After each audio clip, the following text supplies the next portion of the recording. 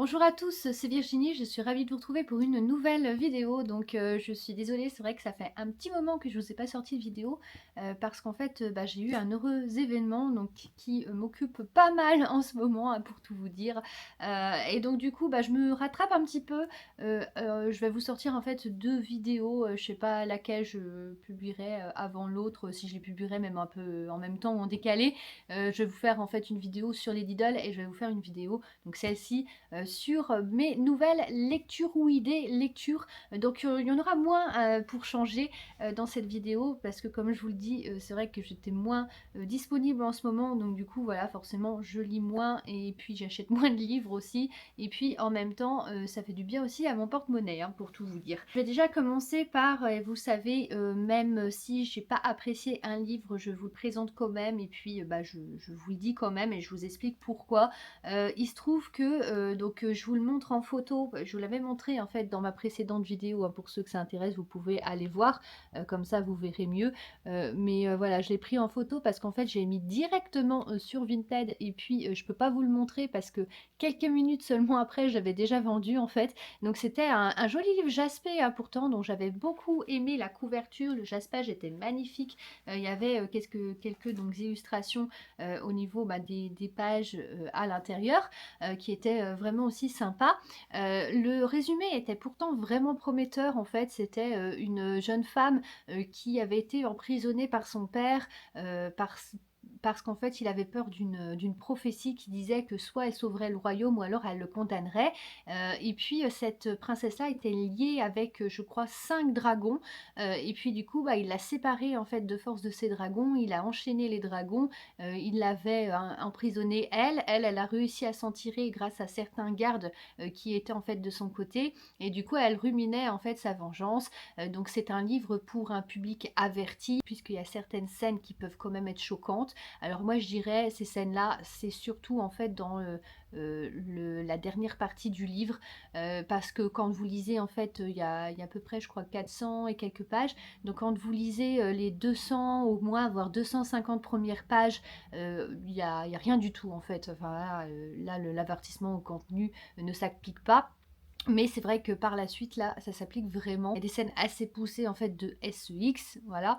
Et puis il y a des scènes aussi assez trash, donc assez violentes, hein, voilà, qui sont un peu d'ailleurs difficiles hein, quand même, et que j'ai trouvé un petit peu, enfin bizarre parce que ouais, ça vient d'un coup, et puis, je vois pas trop ce que ça vient faire là, au niveau de l'intrigue en fait. Il y a des choses qui peuvent s'enchaîner, donc où ça peut passer, on va dire, mais là, je trouve que ça fait d'un seul coup, vous avez ça justement au départ du livre, il y a pas ça, donc et d'un seul coup, blam! Donc vous prenez ça, un peu bizarre. Donc malheureusement, ouais, ça a été une déception pour moi parce que je n'ai pas du tout accroché à l'intrigue ni au personnage, et malheureusement quand c'est le cas, ça fait un flop pour moi. Voilà, bien sûr ce n'est que mon avis et c'est pour ça aussi que je vous le présente parce que vous pouvez tout à fait, aimer voire adorer ce livre. Je sais qu'il a des super commentaires, donc voilà, il y a plus d'ailleurs de bons commentaires que de mauvais. Mais en tout cas, chez moi, ça n'a pas fonctionné. Ce qui m'a dérangée, c'est que je trouve qu'il ne se passe rien, en fait. À part, bah oui, elle rumine sa vengeance. Et puis je trouve qu'en fait, les personnages sont assez cruels, assez, enfin, entre guillemets. Enfin, j'ai pas vu trop l'intérêt. En plus, la romance, bon, enfin, ça m'a pas emballé. Voilà, du début jusqu'à la fin, malheureusement, pourtant, il y avait des dragons. J'adore les dragons. Vous le savez si vous suivez ma chaîne. Mais non, franchement, ça a pas du tout marché avec moi. Et tellement qu'en fait j'ai pas pu le finir, voilà, et c'est vraiment très rare que je puisse pas finir un livre. Donc comme je vous dis, je me suis dit je vais pas le garder, en plus déjà j'ai plus de place, j'attends ma bibliothèque avec impatience, mais même avec ma bibliothèque je suis même pas sûre de pouvoir tout caser, donc je me suis dit je vais m'en débarrasser, donc c'est pour ça comme je vous dis je l'ai mis sur Vinted, et puis j'ai eu la chance de le vendre en quelques minutes, donc du coup voilà. Donc ensuite alors là je vais vous présenter l'un des coups de cœur de cette vidéo. Donc c'est, et puis là il y a deux choses parce que ça va avec, donc je vous présente les deux en même temps. C'est la saga de Agence Perdido, alors à la fois pour le coup en version BD, donc ça c'est pas commun. C'est pas souvent que je vous présente aussi des BD sur la chaîne, c'est un format que je lis un peu moins. Et puis en version livre, donc vous avez le deuxième tome. Je vous avais présenté le premier tome il y a déjà un petit moment, hein, puisqu'ils sortent à peu près chacun un an l'un après l'autre. Donc il faut attendre voilà, plusieurs mois en fait pour les avoir. C'est ça vraiment le bémol et ce qui est vraiment dommage. J'aimerais bien les lire d'une traite, mais bon, voilà. J'aurais pu relire le premier, je ne l'ai pas fait parce que j'avais quand même les choses assez présentes encore à l'esprit. Donc ce qui est super original, je vous présente déjà le livre. Alors vous avez un jaspage comme avec le premier, voilà ce que ça donne.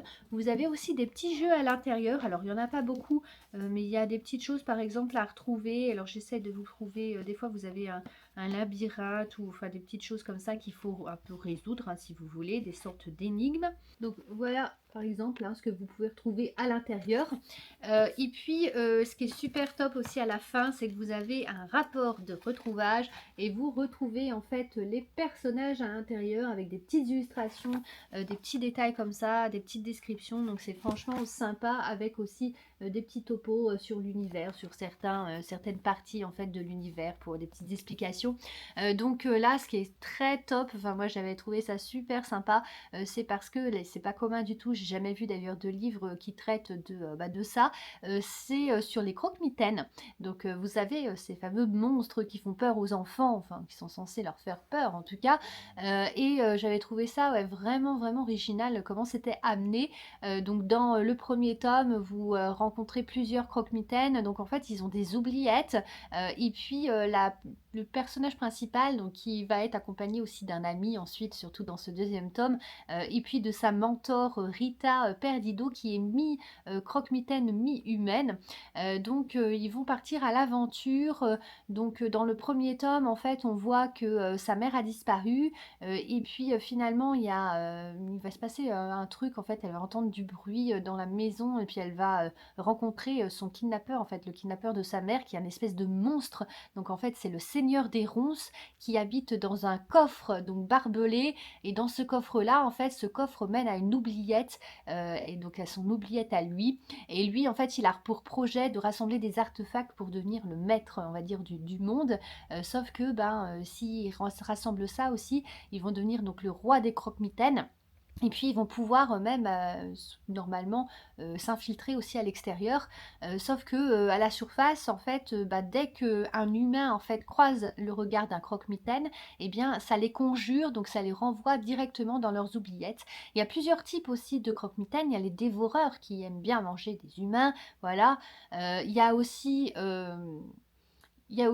ceux qui récupèrent donc les chapardeurs hein, qui volent plein de trucs. Et puis là, dans ce deuxième tome, on va faire la connaissance avec encore d'autres croque-mitaines, d'autres types et très très rares, et dont aussi celui qui est le plus puissant et qu'on va voir aussi dans ce tome-là, l'illusionniste, le fameux mystérieux illusionniste qui a pour projet lui aussi de devenir le roi des croque-mitaines. On va aussi découvrir que c'est lui aussi qui... ça on l'avait découvert aussi un petit peu dans le tome 1, mais on va en savoir plus parce que c'est lui en fait qui a emprisonné le père de l'héroïne. Pour le coup, voilà, il y a à la fois son père et sa mère qui sont chacun détenus en fait par un croque-mitaine différent. Et donc voilà, il y a plein d'aventures. On va voyager aussi un petit peu partout. On va aller dans des marais, des choses comme ça. C'est aux États-Unis, donc dans plusieurs aussi, je crois en Floride aussi à un moment donné. Donc plusieurs coins aussi des États-Unis. Et puis après, finalement, ils vont se retrouver à Paris à la fin, parce qu'en fait, la fameuse Rita, elle a plusieurs agences en fait de retrouvage dans plusieurs pays. Et donc voilà, c'est vraiment, j'ai trouvé ça super top encore une fois. Je l'ai lu d'une traite, j'ai vraiment hâte d'avoir la suite. Et puis, donc pour ce qui est de la BD, alors comme je vous dis, c'est un format que j'aime un peu moins, voilà. Mais après, je trouve que ça complète assez bien l'histoire. Et puis on en sait plus en fait sur Rita Perdido. On sait qu'elle a fui son pays, le Chili, si je ne me trompe pas, c'était ça, avec le général, je crois, Pinochet, donc qui était une dictature. Donc elle a atterri à Paris. Donc voilà, c'est une petite BD sympa. Là encore, on va voir ses premiers, on va dire, ses premières traces en fait de Croque-Mitaine. Donc voilà, c'est une jolie BD qui complète quand même bien le livre. Donc j'ai trouvé sympa, même si comme je vous dis, c'est sûr que je préfère quand même le roman.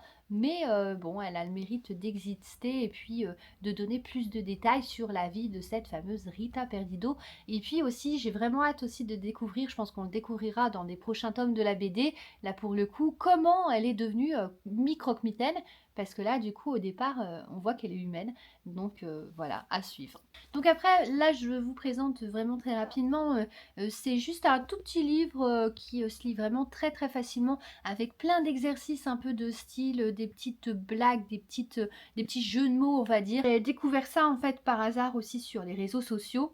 Donc c'est les jongleries de mots de Daphit. Donc voilà, c'est tout simple, ça se présente comme ça.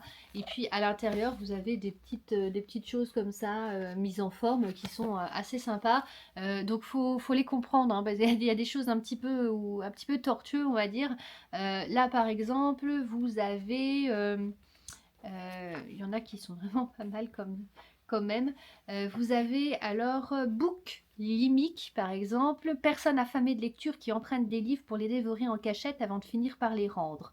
Donc voilà, Dafit Doctolibris. Et puis vous avez aussi Livrogne, donc comme livre, Livrogne, hein, personne assoiffée de lecture qui abuse des enquêtes d'Hercule Poivreau au point que son addiction provoque une érosmagie, donc hémorragie en gros, mais cérébrale. Donc Dafit Rumancier, voilà, donc plein de petits jeux de mots comme ça, moi que je trouve vraiment rigolo. Je trouve que ça passe le temps. En plus, je vais le lire en plus entre deux, voilà, entre deux lectures. Donc ça sympathique, voilà, si vous aimez les petites blagues et de pas se prendre la tête, voilà. Ensuite, le dernier livre que je vous présente pour cette vidéo, en tout cas en physique, c'est Un automne à Maple Fall Creek. Je vous présente très régulièrement les livres de cette maison d'édition qui est Twinkle Édition. Ils font très très régulièrement en fait des financements participatifs sur le site Ulule et je participe toujours et je ne suis pour le moment jamais ou presque jamais déçue. Surtout avec les... parce qu'en fait c'est le couple qui tient la maison d'édition de ce que j'ai compris. Et puis un coup c'est un coup un coup l'autre en gros. Donc un coup c'est l'homme en fait qui propose un livre et puis un coup c'est la femme qui propose un livre. Donc j'avoue avoir une préférence, même si j'aime bien aussi les autres livres hein, de son mari, mais j'ai une préférence pour la plume de Laetitia Arnoux que je trouve vraiment très douce, très cocooning, et voilà, donc c'est vraiment super top. Et souvent c'est mes livres préférés par rapport même aux autres. Voilà, souvent j'ai une préférence pour cela. Donc il y a un joli aussi jaspage dans le thème en plus automnal, hein, on est vraiment dans le thème là pour le coup. Il y avait plein de choses avec, il y avait un petit tote bag comme ceci. Il y avait aussi le badge hein, qui va avec le logo en fait de Maple Fall Creek Inn, donc l'auberge de Maple Fall Creek. Il y avait aussi un petit verre aussi pareil à l'effigie aussi avec ce logo là. Donc vraiment plein de choses. Vous avez des petites cartes, vous avez des marque-pages, je vous montre la carte, voilà, donc vraiment super top. Le livre est dédicacé hein, comme toujours ou presque. Pareil il y avait aussi ça. Donc à l'effigie aussi de la couverture. Il y avait le dessous de verre, dessous de boc comme ceci. Il y avait aussi un petit sticker que j'ai collé ici au début du livre. Et là je l'ai commencé, je suis à peu près à la 50e, 60e page. Donc je préfère vous lire le résumé pour le moment parce que c'est un peu difficile de faire le topo sur la totalité vu que j'en suis juste au début. Alors quand la séance de dédicace d'Elvira Marceau vire au fiasco et qu'elle apprend que son éditrice met fin à la promotion de son dernier livre, la jeune romancière panique, prise entre doute et pression. Aussi quand sa grand-mère frappe à la porte de son appartement nancéien, elle espère trouver du réconfort auprès d'elle, mais Oma Nicole n'est pas dans son état habituel et a tout l'air d'une enfant qui a fait une grosse bêtise. Elle a gagné un voyage en Nouvelle-Angleterre et compte sur sa petite fille pour l'accompagner. Après mûre réflexion, Elvira y voit une occasion de renouer avec l'inspiration qui lui fait défaut. 2 jours plus tard, les voilà dans le Vermont. Hélas, le voyage organisé tourne court quand le chauffeur du bus et le guide se font arrêter. Abandonnés à leur sort, Elvira et Nicole trouvent refuge à Maple Fall Creek, dans un petit hôtel tenu par Tammy, une adorable quinquagénaire, et Warren, son fils aussi séduisant que grincheux qui ne supporte pas les touristes et leur sans gêne. Entre soirée au coin du feu, festival d'automne et flamboyant coucher de soleil sur Silver Lake, l'endroit a tout pour plaire à Elvira et Nicole, et tant pis pour Warren, ses préjugés et ses sautes d'humeur. Donc là, on est vraiment sur un livre qui n'est pas fantastique, hein, mais qui est vraiment comme une comédie en fait romantique. Et ce que j'aime vraiment chez Laetitia Arnoux, c'est qu'à chaque fois que je lis un livre d'elle, ou quasi, en tout cas à chaque fois, j'ai l'impression de me retrouver dans un film. Et là, c'est vraiment, en tout cas pour le début hein, de ce que j'ai pu lire pour le moment ça me plaît vraiment beaucoup, parce que j'ai vraiment l'impression d'être devant un téléfilm de Noël.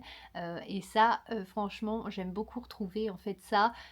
Donc je trouve ça super sympa pour le moment. Donc il y a aussi pas mal d'aventures. Donc elles se retrouvent là-bas aux États-Unis et puis elles vont se trouver dans une situation voilà, un petit peu difficile. Et puis il y a cet homme en fait qui sort un peu de nulle part. Elles vont mettre leurs bagages en fait dans son pick-up pour essayer d'échapper à la police parce qu'elle voudrait pas en fait être liée avec le fameux chauffeur du bus et le guide touristique en fait qui les a emmenés jusque là et qui se sont fait arrêter. Donc voilà, elles ont peur de finir aussi en prison, hein, même si elles y sont pour rien du tout, mais voilà. Et donc, sur un coup de tête, elles vont mettre leurs bagages pour essayer de faire croire qu'en fait elles sont avec quelqu'un d'autre. Et puis, lui, il va quand même accepter de les conduire dans cette fameuse auberge qui est vraiment super, super mignonne. Donc voilà, comme je vous dis, un livre vraiment cocooning, un livre qui est vraiment à lire avec, j'ai envie de dire, un chocolat chaud ou votre boisson préférée au coin du feu pour préparer l'automne. Et donc sympa. Des recettes aussi de petites choses d'automne. Donc ça c'est sympa aussi à la fin du livre. Vous avez les pancakes au sirop d'érable de Warren par exemple, ou le velouté de butternut, ou le cheddar apple pie. Donc plein de choses comme ça. Donc voilà, à conseiller aussi pour ceux qui aiment ce type de livre. Et le dernier donc que je vous montre juste comme ça sur mon téléphone parce que je ne l'ai pas encore reçu. Je crois qu'il est plus ou moins en précommande. Enfin je sais pas, ils mettent en fait jusqu'à au moins l'année prochaine. Donc je sais pas exactement quand je le recevrai. Je pense qu'il s'agit du format, parce que c'est un format, une édition un peu prestige, Jaspé. Donc je suis tombée là-dessus, puis j'avais envie de me le procurer, donc j'ai précommandé. C'est un royaume si cruel et merveilleux. Donc voilà comment ça se présente. Donc là encore, je trouvais ça assez sympa. Je vous lis le résumé. Dans le royaume des Potras, tous les humains viennent au monde avec un pouvoir magique, mais peu après leur naissance, les dieux s'emparent de ce pouvoir. En échange, ils protègent les frontières contre les failles vicieux et impitoyables. Les rares humains qui conservent leurs dons sont brûlés vifs. Lorsque le pouvoir interdit de Prisca est découvert, la jeune femme est obligée de fuir son village. Pour survivre, elle passe un marché avec Lauriane, le mercenaire qui a débusqué. Elle accepte de l'aider à se faufiler dans la capitale et en échange, il lui apprendra à manier le sombre pouvoir qui est la clé de sa survie. Mais Prisca se lance dans un jeu à très haut risque, car Lauriane, sombre et mystérieux, dissimule bien des secrets qui menacent la sécurité de tous ceux qu'elle aime, des secrets qui pourraient mettre le royaume à genoux. Donc voilà aussi la petite découverte que je vous montrerai donc en physique dès que je l'aurai reçue. Donc voilà, c'était tout pour cette vidéo, j'espère qu'elle vous aura plu. Comme d'habitude, n'hésitez pas à laisser vos commentaires, c'est avec plaisir que je vous lirai et que je vous répondrai. Et n'hésitez pas à me dire s'il y a des livres que vous souhaiteriez vous procurer ou s'il y en a aussi que vous avez et ce que vous en avez pensé. Donc n'oubliez pas de vous abonner pour suivre les prochains contenus sur la chaîne. Salut à tous. Vive l'automne et ses couleurs.